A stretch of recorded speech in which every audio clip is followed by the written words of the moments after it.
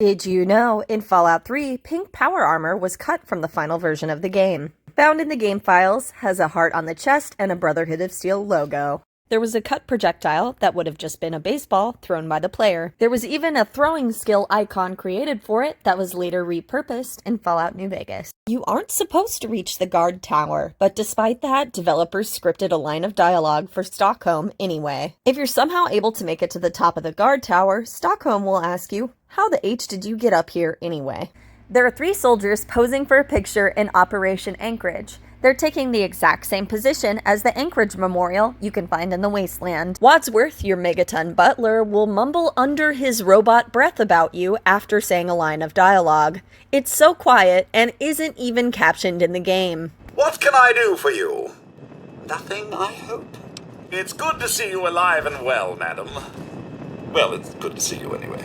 Did you know, in Fallout New Vegas, there was a pack Brahmin that was meant to be a companion in the game. Betsy the Brahmin's services would be purchased from Kevin Hargrove outside Freeside. She had a carrying weight of 600. However, when the courier would go to sleep, Betsy would disappear along with your inventory, which would end up in the merchant's hands of Tom Dooley. Betsy remains in the game files, leaving us to wonder what her quest would have been. Fallout New Vegas was made by Obsidian Entertainment in 18 months. They used assets from Fallout 3 to meet this timeline, but this came at a cost. The game was incredibly buggy and glitchy at launch. Developers also had to cut content. An expanded Legion settlement was cut east of the Colorado. Additionally, characters who were supposed to be companions were not able to be. There's not a single Elvis song that appears in the game, despite having a character and faction based on the king. Developers stated that Elvis songs would have just been too expensive and they wanted to have a variety of songs rather than one Elvis song in the game.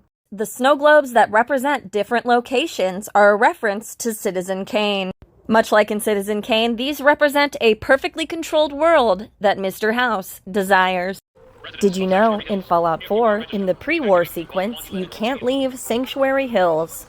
Once you reach a certain point, the bombs will go off, and you will be yeeted. In the Fallout 4 Creation Club Capital Wasteland Pack, you can find a reference to Adam Adamowicz, lead concept artist of Fallout 3. An office that looks a lot like Adam's, depicting his concept art, is seen in the GNR building. There's a reference to Todd Howard on the periodic tables that are found throughout the Wasteland. It's a little blurry, but apparently it says, "Todd Howard is amazing in everything his hands touch. Dash. No kidding." Nuka World, many of the rides become operational after power is restored to the park, allowing the player to either hop on the ride or ride the ride as intended. Be careful though, not all of them seem meant to be ridden. You can find a Zayton alien and a UFO. There are also random encounter points where you can actually watch the UFO fall. Each companion has a line of dialogue when they see this happen. Dropped out of the sky, and I'm betting it was carrying some nice little goodies for us. In Nuka World, the robots can actually do their jobs in the Galactic Zone if you avoid hurting them during the main quest. More easily accomplished with the Robotics Expert perk, the robots will resume serving Nuka-Cola and operating rides. There's a reference to Star Wars on the cover of one of the skill magazines. This cover of U.S. Covert Operations Manual is a clear reference to Not the Droids You're Looking For, Obi-Wan Kenobi's classic line, "Jedi powers would not hurt in the Wasteland." Move along.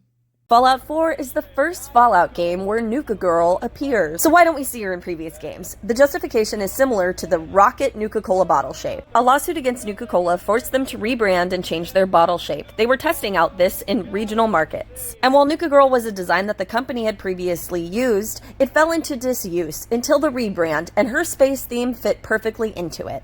Did you know, in Fallout 3, 4, and 76, all of the Mr. Handys are voiced by the same voice actor? That's right, Stephen Russell, who you might recognize from Skyrim, voiced all of them, including Codsworth, Wadsworth, and Nick Valentine. He really is the voice of our favorite robots. Did you know Fallout 76, despite multiple hiccups after their initial release, has 11 million players worldwide, a little over half that of Elder Scrolls Online?